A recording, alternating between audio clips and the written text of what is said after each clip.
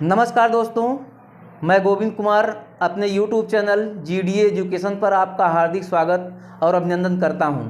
दोस्तों, आशा करता हूं कि आप लोग स्वस्थ होंगे, खुश होंगे और अपने शिक्षा में संलग्न होंगे। आइए देखते हैं। दोस्तों, हमने पिछली क्लास में आपको बताया व्यंजन और व्यंजन के क्रम में वर्णों का जो है कि व्यवस्था हमने बताया। आज हम आपको बताएंगे वर्णों का उच्चारण स्थान। तो आइए देखते हैं वर्णों का उच्चारण स्थान क्या है। वर्णों का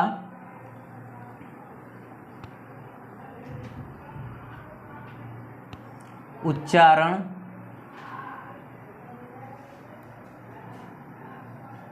स्थान।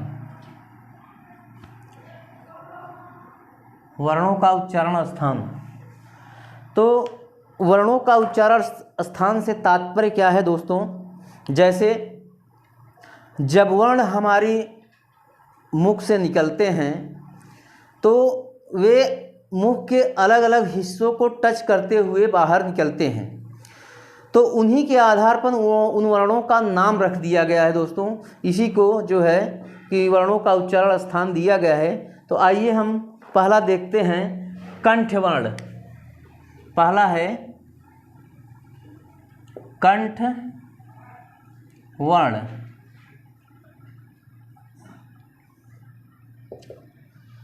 कंठ वर्ण में दोस्तों हमने आपको बताया था कि जैसे क से लेकर म तक अपना एक वर्ग होता है और प्रत्येक वर्ग अपने प्रथम अक्षर के नाम से जाना जाता है। तो जैसे क हुआ, क ख ग घ अंगा, तो एक क वर्ग के नाम से जाना जाएगा। च से शुरू होता है, च वर्ग से नाम जाना जाएगा। इस प्रकार से म तक अपना अलग अलग जो है कि नाम से जाना जाता है दोस्तों। तो जैसे क वर्ग हुआ, क वर्ग कंठ वर्ग वर्ण के अंतर्गत आता है, क्योंकि क ख ग घ अंग इसका उच्चारण जब हम करते हैं तो हमारे कंठ पर दबाव पड़ता है और वहीं से जो है उसका नाम रख दिया गया है कंठ वर्ण। तो दोस्तों, इसको समझने के लिए हम आपको बताएंगे संस्कृत के एक सूत्र के माध्यम से, जिससे आपको ज़्यादा डीप में जाना नहीं पड़ेगा। अगर वो सूत्र आपको याद हो गया तो मान के चलिए आपको ज़्यादा पढ़ने की ज़रूरत नहीं पड़ेगी। तो आइए उस सूत्र के साथ हम शुरुआत करते हैं कि उसका सूत्र क्या है। तो पहला है कंठ वर्ण। कंठ वर्ण में दोस्तों आ जाएगा, इसका संस्कृत का सूत्र है अकुह अकुह विसर्जनीय अकुह विसर्जनीय नाम कंठ। अकुह विसर्जनीय नाम कंठ है। यह हुआ संस्कृत का सूत्र दोस्तों, अकुह विसर्जनीय नाम कंठ है। तो इसके माध्यम से हम आपको डिटेल में बताएंगे दोस्तों कि कैसे होता है। जैसे अ है, अ से आ हो गया, आ हो गया, ठीक। अब फिर क आ जाता है, कु। यह हुआ क जो है, मतलब क वर्ग जितना आएगा, जितने वर्ण उसमें आएंगे वो सब जो है कंठ वर्ण के अंतर्गत आएंगे। जैसे क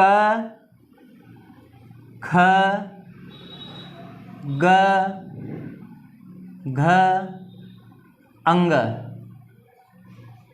पहले क्या हुआ, आया, फिर क ख ग घ अंग, यह कंठ वर्ण के अंतर्गत आ गया। उसके बाद आ जाता है विसर्जनीय। विसर्जनीय मतलब होता है विसर्ग। विसर्ग के अंतर्गत जो आता है, जो वर्ण आते हैं विसर्ग के अंतर्गत, वह भी कंठ के अंतर्गत आते हैं। तो विसर्ग में आएगा दोस्तों अंग अह, अंग अह, आ आया, क ख ग घ अंगा आया, अंग अह आया। यह दोस्तों जो है कि कंठ वर्ण के अंतर्गत आ गया, और एक वर्ण हमारा बचता है ह भी जो है कंठ वर्ण के अंतर्गत आता है, ह भी कंठ वर्ण के अंतर्गत आता है दोस्तों। तो ये सूत्र आपको याद हो जाएगा। तो आप मान के चलिए कंठ वर्ण में अगर पूछेगा कि कौन सा वर्ण आता है, आप आसानी से बता देंगे। तो इस सूत्र को याद रखना बहुत ही जरूरी है। अकुह विसर्जनीय नाम कंठः। अब आ जाता है दोस्तों तालव्य। तालव्य आ जाता है, दूसरा आ जाता है तालु या तालव्य।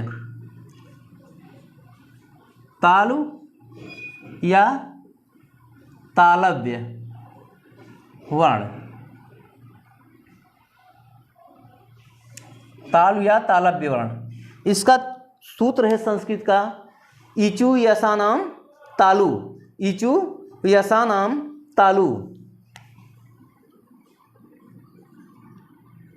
इचु यशा नाम तालु।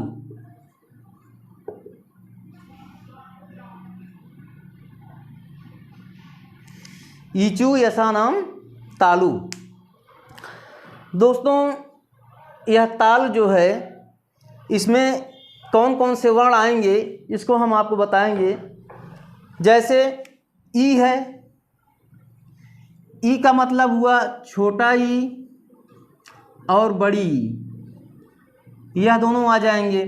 उसके बाद च वर्ग। च वर्ग में जो आता है दोस्तों च, छ, ज, झ, इया, यह आ जाएगा। उसके बाद यह आ जाएगा, यह, और बड़ा सा आ जाएगा। इतना वर्ण जो है दोस्तों तालव्य वर्ण के अंतर्गत आएंगे। ई से मतलब ई, चू से मतलब च वर्ग च, छ, ज, झ, इया। उसके बाद य आ जाएगा और उसके बाद श आ जाएगा। तालु का मतलब होता है दोस्तों जब हमारी जिह्वा वर्ण के उच्चारण करने पर ताल को छूती है, तलवे को छूती है, उसी के नाम से जो है इसका नाम तालु या तालव्य वर्ण पड़ा है। तो ई, च, छ, ज, झ, ञ, य, स, यह सब जो है तालु के अंतर्गत आ जाएंगे। अब आ जाता है दोस्तों मूर्धन्य। अब आ जाता है मूर्धन्य वर्ण। तीसरा आ जाता है मूर्धन्य वर्ण या मूर्धा।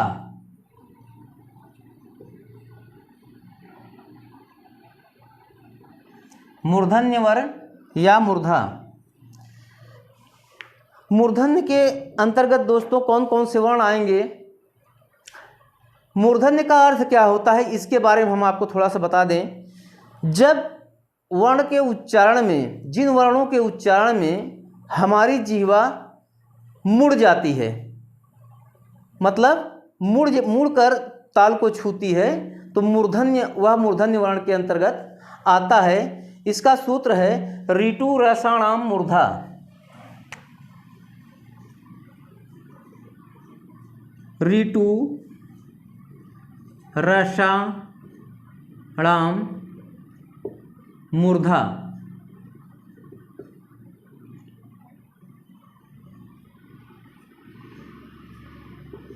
ऋतु रसाणाम मूर्धा, यह आ जाता है मूर्धन्य वर्ण के अंतर्गत दोस्तों।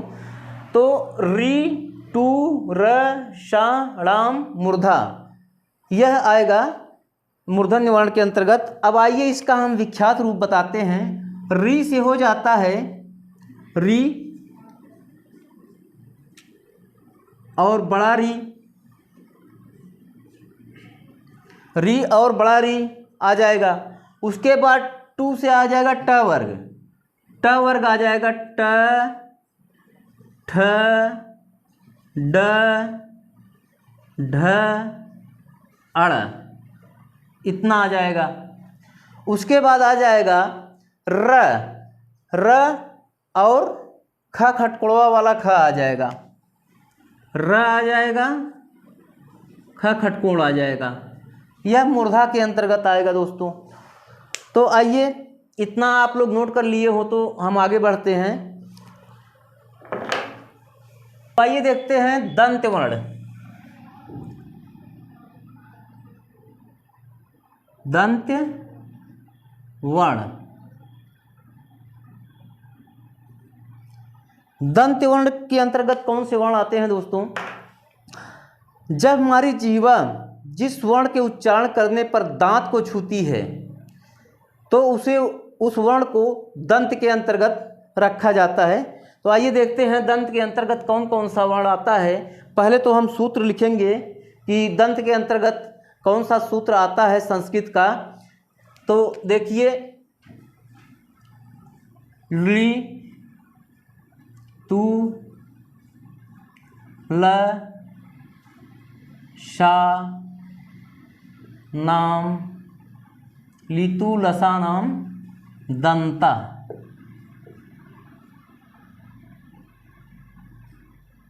लितु लसा नाम दंता, लितु लसा नाम दंता। इसके अंतर्गत कौन कौन से वर्ण आते हैं दोस्तों? आइए दिखाएं आपको। जैसे ली हो गया हमारा, ली हो गया, ली से दोस्तों ली होता है, वह आ जाएगा ली। उसके बाद तू, तू से दोस्तों त वर्ग, त वर्ग मतलब त, थ, द, ध, न, त, थ, द, ध, न आ गया। उसके बाद ल आ जाएगा, ल, ल, फिर छोटा सा आ जाएगा। इतने वर्ण जो है दोस्तों दंत के अंतर्गत आते हैं। तो परीक्षा में पूछता है कि दंत के अंतर्गत कौन कौन से वर्ण आते हैं। तो आप जब ये सूत्र जानते रहेंगे, लितु लसा नाम दंता, तो ली से हो गया ली, तू से हो गया त वर्ग, त, थ, द, ध, न, फिर छोटा स आ गया, छोटा स, फिर ल आ गया। यह जो है दंत वर्ण के अंतर्गत आते हैं दोस्तों। अब हमारा आ जाता है ओष्ठ वर्ण। अब आ जाता है ओष्ठ वर्ण। तो यहीं पर हम लिख देते हैं, आपको बता देते हैं कि ओष्ठ के अंतर्गत कौन से आते हैं। ओष्ठ वर्ण, ओष्ठ वर्ण, इसका सूत्र क्या है इसके बारे में हम आपको बताएंगे। इसका सूत्र है उपुप, उपुप, ध्या, मान, नी, या, ना, मो, ष्ठौ। उपुप, ध्यामनिया, नामोष्ठौ, इसका सूत्र है दोस्तों। उपुप, ध्यामनिया, नाम ओष्ठौ, इसका सूत्र है। तो यह जो है दोस्तों आ जाता है ओष्ठ के अंतर्गत। ओष्ठ होता क्या है? जैसे जिन वर्णों के उच्चारण में हमारे जो है ओठ आपस में मिल जाते हैं, उसको वह जो है वर्ण ओष्ठ के अंतर्गत आता है। तो ओष्ठ के अंतर्गत दोस्तों जैसे ऊ हमने लिखा, ऊ मतलब छोटा ऊ, बड़ा ऊ, यह आ गया। फिर प वर्ग, प वर्ग मतलब जो प वर्ग में आएगा, प, फ, ब, भ, म, प, फ, ब, भ, म।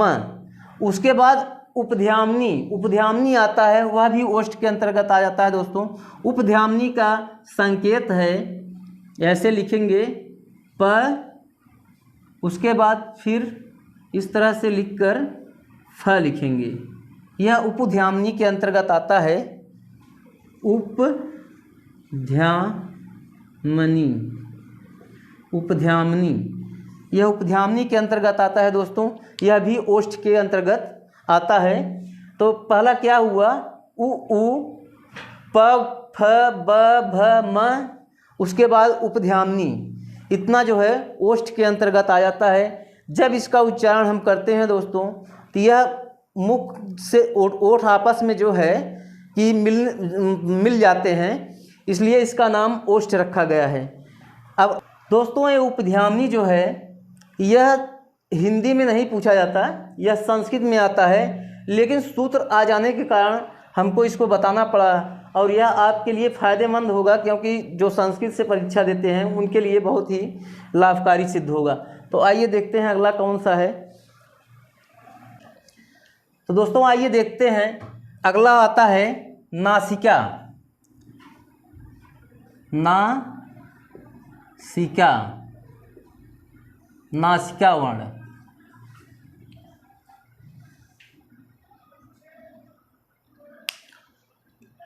नासिका वर्ण के अंतर्गत कौन से वर्ण आते हैं दोस्तों?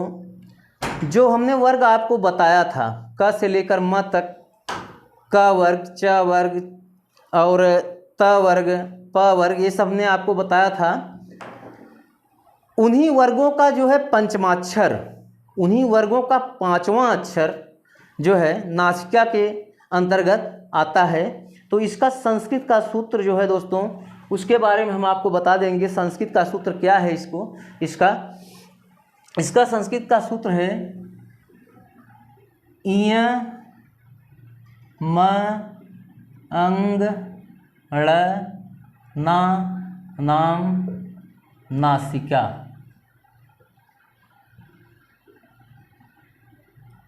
इयम अंगणना नाम नासिका, इयम अंगणना नाम नासिका।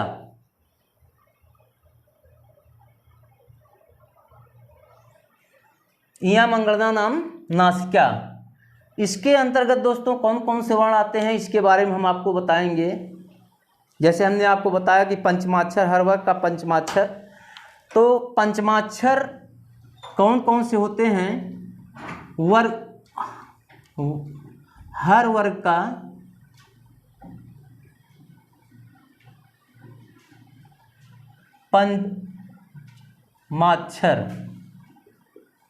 पंचमाक्षर, हर वर्ग का पंचमाक्षर। जैसे हम एक वर्ग लिख कर आपको बता दे रहे हैं, उसके बाद आप लोग जान जाएंगे।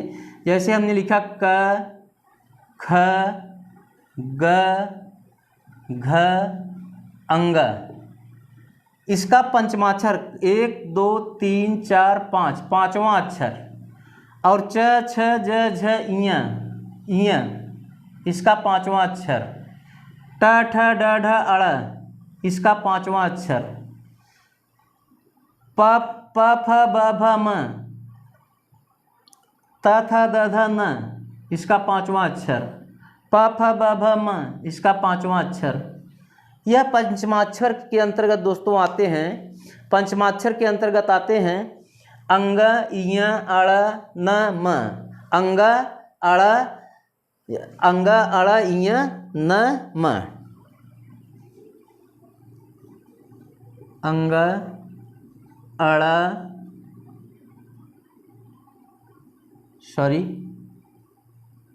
अंग इय अड़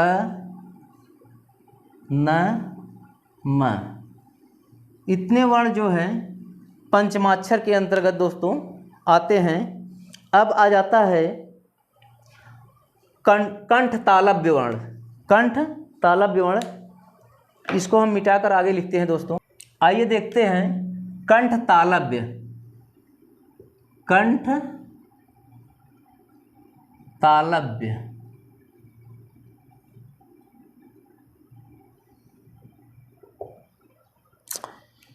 कंठ तालव्य कौन सा होता है दोस्तों?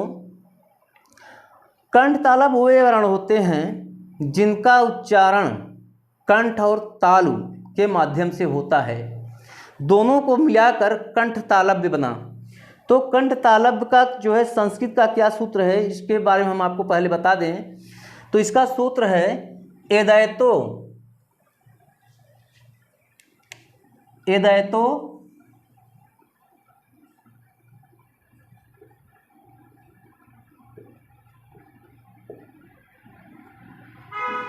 कंठ तालु, एदैतो कंठ तालु। एदैतो कंठ तालु जो है कंठ तालब के अंतर्गत आते हैं दोस्तों। तो इसमें कौन सा आएगा वर्ड, इसके बारे में हम आपको बता दें। एदैतो कंठ तालु मतलब ए ऐ यही दो वर्ण जो हैं दोस्तों कंठ तालब के अंतर्गत आते हैं। इसमें जो है इसको कंठ तालब नाम क्यों दिया गया? अ प्लस बड़ी ई मिलकर ए का निर्माण करते हैं। अ हमारा कंठवर्ण में आएगा, कंठ में, और ई जो है तालु में आएगा। दोनों को मिलाकर कंठ तालव्य बना, कंठ तालव्य बना। ठीक है। इसका जब हम विभाजन करेंगे अ और बड़ी ई में विभाजित होगा। जब इसको हम मिलाएंगे तो इसका ए का निर्माण होगा। अतः ए जो है कंठ तालब में आ गया। अ कंठ है, ई तालु है, दोनों को मिलाकर कंठ तालव्य बना। यह दोस्तों कंठ तालब में आ गया। अब आ जाता है कंठोष्ठ वर्ण। अब आ जाता है कंठोष्ठ वर्ण। कंठोष्ठ वर्ण, कंठोष्ठ वर्ण। कंठोष्ठ वर्ण के अंतर्गत दोस्तों कौन से आते हैं? जैसे जिन वर्णों का उच्चारण हमारे कंठ और ओठ के माध्यम से होता है उसे कंठोष्ठ कहते हैं। इसका सूत्र है दोस्तों ओदैतो, ओदैतो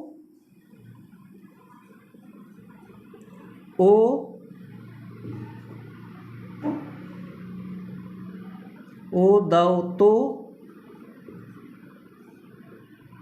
कंठोष्ठ, कंठोष्ठ, ओदैतो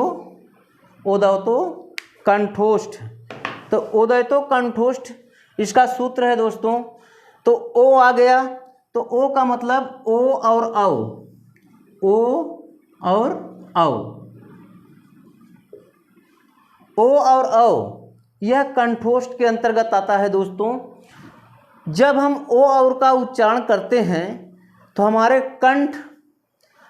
कंठ से और ओष्ठ से मिलाकर इसका उच्चारण होता है, अतः इसे कंठोष्ठ कहते हैं। अब आ जाता है हमारा दंतोष्ठ वर्ण। दंतोष्ठ वर्ण,